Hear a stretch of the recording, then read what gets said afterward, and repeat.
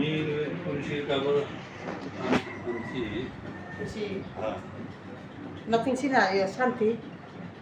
শান্তি ঠাকুর আছে তুলসীর খাবো আচ্ছা আমি তো দেখছি না আমি লইছি এনে লইছি আচ্ছা হইছে তোরে লেজি এখন পাড়ায় আসি না মামা ওইটা তো বাবা না বলে একটা যাই না মাপরা যাই না না না আমি হিজে তো এই কারণে আমি তো পাট বাদ কমপ্লিট করে দিই যেখানে যাই ওইখানে একটা সোফা দিয়ে সেট করে দিই